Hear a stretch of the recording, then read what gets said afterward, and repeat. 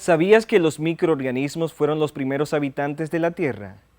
Pese a que es muy complicado establecer con exactitud el momento en que aparecieron, se estima que los microorganismos llevan poblando la Tierra desde hace más de 3.500 millones de años y fueron las primeras formas de vida que surgieron. Este dato, que ya de por sí es sorprendente, se convierte todavía más espectacular si tenemos en cuenta que las plantas terrestres llevan en la Tierra solo 530 millones de años y que los primeros mamíferos aparecieron hace 220 millones de años. Por no hablar de los humanos, en comparación con las bacterias, aparecimos hace 2 días, pues llevamos en el mundo unos 250.000 años. Si te ha parecido interesante estos datos, acompáñanos a conocer más del mundo microscópico.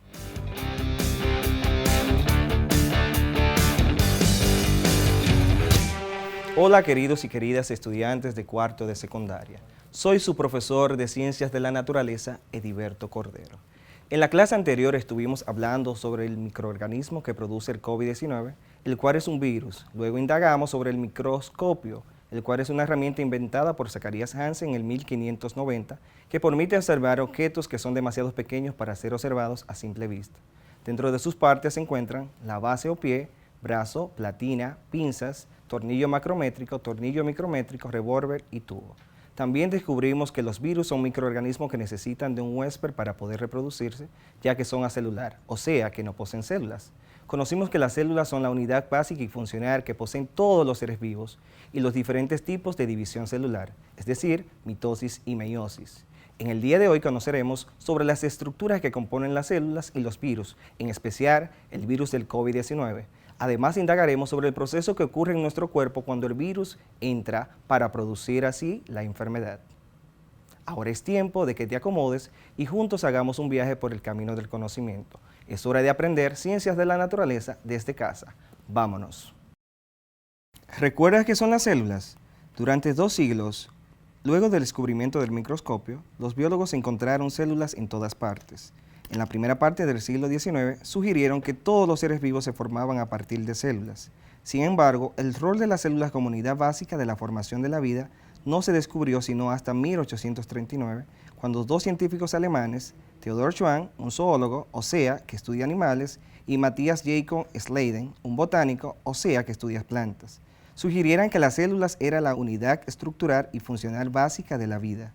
Más tarde, en el 1858, el médico alemán Rudolf Virchow observó que las células se dividen para producir más células. Propuso que todas las células surgen solo a partir de otras células, las cuales, de manera colectiva, estos científicos formaron lo que se conoce como teoría celular, la cual establece que todos los organismos se forman a partir de una célula o más.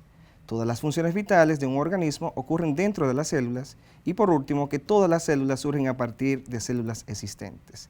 Las personas estamos constituidos por más de 37 billones de células, las cuales se unen para formar todos los órganos y tejidos de nuestro cuerpo, las cuales realizan absolutamente todas las funciones fisiológicas de nuestros organismos. Las funciones fisiológicas son aquellas que son necesarias para vivir y sin ellas moriríamos, como son la nutrición, la relación y la reproducción. Al igual que nosotros, cualquier ser vivo que imaginamos está formado por al menos una célula. Y decimos al menos porque no todos los organismos son pluricelulares como nosotros. Hay algunos que están formados por una simple célula y este es suficiente para poder vivir. La diversidad de la vida de la Tierra es increíble. De hecho, se estima que entre animales, plantas y bacterias hay millones de especies distintas, pero todas ellas están constituidas por un ingrediente común que son las células. Ahora que ya sabemos que todos los seres vivos están compuestos de células, ¿te gustaría conocerlas? La célula procariota se caracteriza por presentar su contenido celular, en especial el material genético disperso en el citoplasma. Eso significa que la célula procariota presenta 2 estructuras principales, la membrana plasmática y el citoplasma, y no posee núcleo.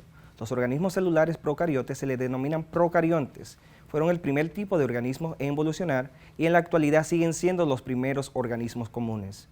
La célula procariota está compuesta por membrana celular, que esta está constituida de fosfolípidos y proteínas en diferentes proporciones.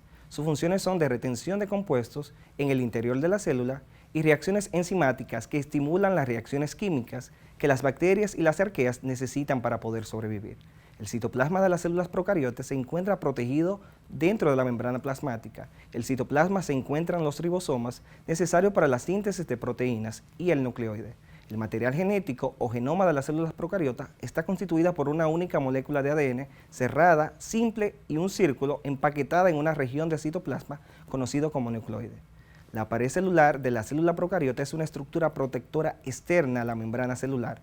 Esta proporciona rigidez estructural, determina la forma de la célula procariota y previene la deshidratación. Cápsula es una estructura de la superficie que luce como una capa viscosa, constituida por polisacáridos, es decir, cadenas de carbohidrato. Se encuentra en algunas bacterias. El flagelo se usa para darle movilidad. La célula procariota es la célula que distingue a los reinos bacterias y arcae. Por ejemplo, el Staphylococcus aureus es una bacteria de forma redonda que puede encontrarse en la piel y las mucosas de los seres humanos. Pasa cuando tenemos una herida y no tenemos el cuidado necesario, esta suele infectarse con la misma, provocando mal olor y salida de pus.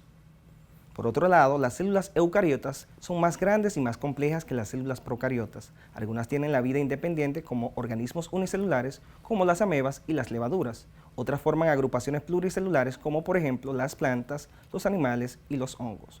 Por definición, todas las células eucariotas tienen un núcleo, pero la presencia del núcleo conlleva la existencia de una variedad de otros organulos estructurales o subcelulares que cumplen funciones especializadas. Por ejemplo, la mitocondria se encarga de proveer la energía a las células y las vacuolas se encargan de almacenar las sustancias en las células.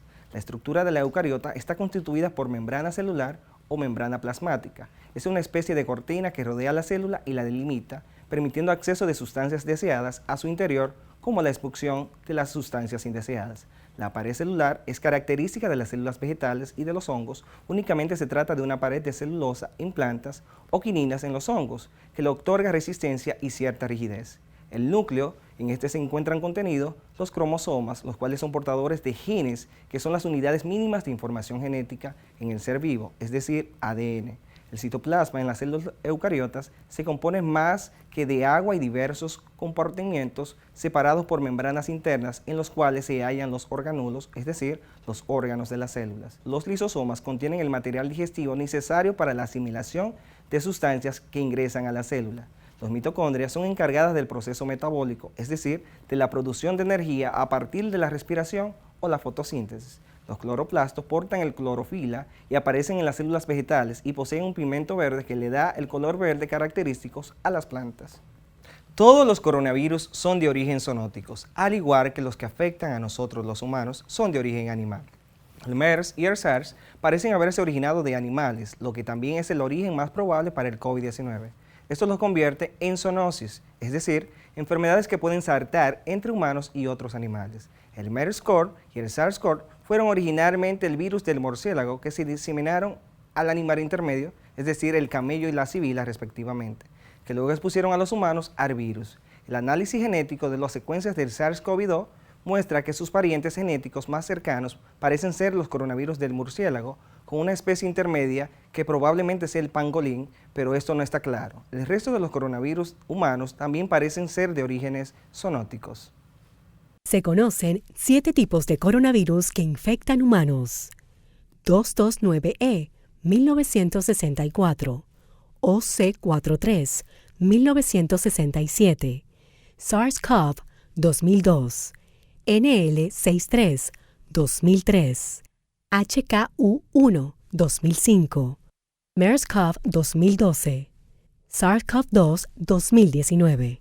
4 de ellos son muy comunes y algunos de ellos están presentes en el resfriado común junto a otros agentes patógenos como los rinovirus, por lo que se estima que una proporción muy alta de la población ha desarrollado defensas frente a ellos, estando mayoritariamente inmunizados. Además de estos 4 coronavirus, han aparecido de forma más reciente otros 3: SARS-CoV, MERS-CoV, SARS-CoV-2, conocido como COVID-19. Es hora de evaluar tus conocimientos. Elige la respuesta correcta de las siguientes preguntas. Pregunta número 1. Elige cuál de los siguientes organismos pertenece a las células procariotas. A. Planta. B. Animal. C. Bacteria. Si respondiste la C, bacteria, ¿verdad? Muy bien hecho. La célula procariota es la célula que distingue a los reinos de las bacterias. Pregunta número 2. ¿Cuáles de las siguientes células no poseen núcleo? A. Células procariotas. B. Células eucariotas. Sé que respondiste la A, células procariotas. Muy bien. Las células procariotas carecen de núcleo celular. Pregunta número 3. ¿Cuáles de los organismos siguientes tienen células eucariotas? A. Los virus. B. Los animales. C. Las arcaes. D. Las bacterias. Si respondiste la B, los animales, excelente. Las células eucariotas componen las plantas, los animales y los hongos. El primer coronavirus humano fue descubierto en los años 60. Hasta el siglo XX se desconocía que los coronavirus pudiesen infectar a humanos. El descubrimiento de los primeros coronavirus humanos, el primero se denominó 229E, es un mérito compartido entre dos laboratorios. La investigadora de la Universidad de Chicago, Dorothy Hammer, y su compañero, John Prothnow, encontraron un nuevo tipo de virus en 1965, mientras analizaban el tejido de estudiantes que padecían un resfriado común. Ese mismo año, un laboratorio inglés al frente de David Tyrrell y John Almeida hacían lo propio al extraer un nuevo tipo de virus de un cultivo de las fosas nasales de un niño. Hasta el siglo XXI, no se hallarían los 5 coronavirus restantes que conocemos hoy día. La estructura de los virus es muy diversa en forma, tamaño y composición química. Si pensáramos en los virus como esos chocolates que contienen caramelo líquido en el centro, el ácido nucleico sería el contenido líquido de este caramelo que siempre se encuentra en el interior. A esta capa exterior se le conoce como cápside, la cual además ayuda al virus a entrar a la célula. Al conjunto de ácido nucleico y la cápside se le denomina nucleocápside y en algunos de los casos representa la totalidad del virus. Sin embargo, existen virus que además de la cubierta proteica, contienen una membrana que, retornando a la analogía de los chocolates, es como la envoltura del celofán, que los hace resistentes, por ejemplo, el virus de la gripe y el coronavirus 19. ¿Sabes cómo los virus entran a tu cuerpo? Cuando los virus entran a tu cuerpo son conocidos como parásitos de las células, ya que solo pueden crecer y multiplicarse cuando las invaden. Cuando una célula es invadida por un virus se le conoce como célula hospedera. Los virus pueden introducirse en diversos organismos, entre ellos los microorganismos, mediante un proceso conocido como infección. En la mayoría de los casos, estas infecciones provocan enfermedades. Los virus pueden tener varios efectos sobre la célula infectada, ya que sea que en ocasiones pueden destruirla o destruir la célula y mantenerse por un largo tiempo, produciendo más virus o generando retrasos en la aparición de los síntomas de una enfermedad. Todos los virus poseen un genoma que contiene instrucciones para multiplicarse y dar lugar a nuevos virus.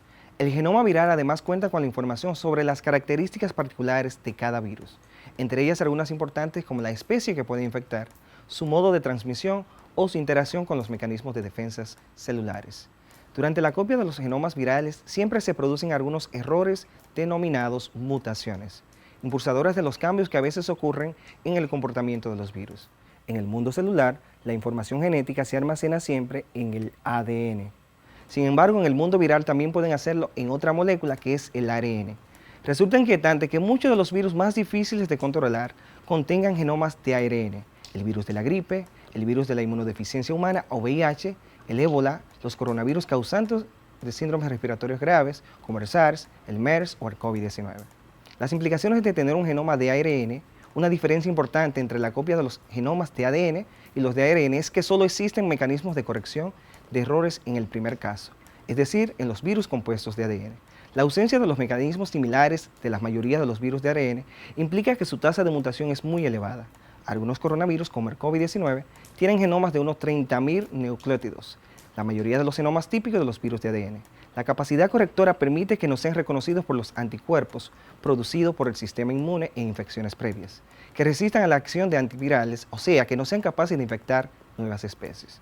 Se cree que el COVID-19 tiene su origen en los virus de murciélagos que pasaron a nuestra especie a través de un animal intermediario en el que probablemente surgieron los mutantes capaces de interaccionar con los receptores de las células humanas.